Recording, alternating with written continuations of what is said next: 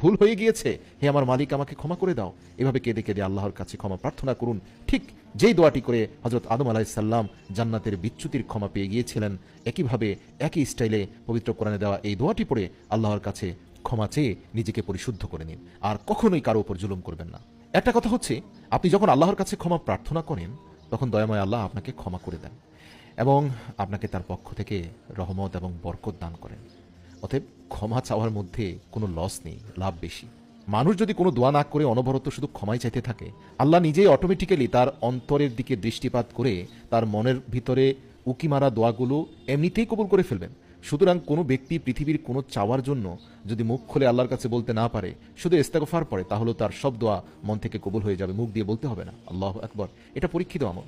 তৃতীয় যে বিষয়টি হযরত আলী রাদিয়াল্লাহু তাআলা আনহু সেই ব্যক্তিকে বলেছিলেন, তা হলো কখনোই মিথ্যা বলবেন না, মিথ্যার আশ্রয় নেবেন না। মিথ্যার আশ্রয় নিয়ে সাময়িক লাভ আপনি হয়তো পেয়ে যাবেন, কিন্তু দীর্ঘকালীন ক্ষতির মুখে পড়বেন।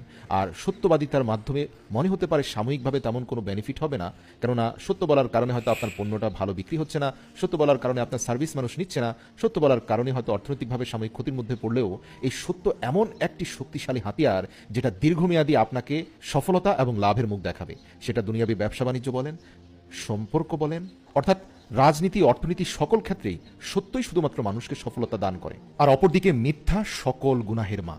দর্শক, যত ধরনের গুনাহ পৃথিবীতে রয়েছে, আপনি যদি সমস্ত গুনাহের মূল কারণ খুঁজে বের করতে চান, দেখবেন যে সকল গুনাহের শিকড়ের কেন্দ্রবিন্দু হচ্ছে মিথ্যা।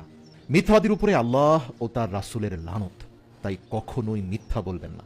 দর্শক, আজকেই নিজের সাথে ওয়াদা করুন যে কখনো মিথ্যা বলবেন না। ইনশাআল্লাহ আল্লাহ আমাদেরকে ক্ষমা করুক এবং সদা সত্য বলার যোগ্যতা দান করুক। চতুর্থ যে বিষয়টি হযরত আলী রাদিয়াল্লাহু তাআলা আনহু সেই ব্যক্তিকে নিষেধ করেছিলেন, তা হলো নেশা। তিনি সেই ব্যক্তিকে বলেন, তুমি কখনো নেশা জাতীয় দ্রব্য সেবন করবে না। দর্শক, যারা নেশা করে তারা আসলে জানেই না যে নেশা কিভাবে তাদের জীবনকে ধ্বংস করে দেয়। আর যখন জানতে পারে, তখন আর ফিরে আসার রাস্তা থাকে না। যেটা স্পর্শ করে এর প্রতি নেশাগ্রস্ত হয়ে যাওয়া যায়, কিন্তু খুব সহজে এ থেকে বের হওয়া যায় না।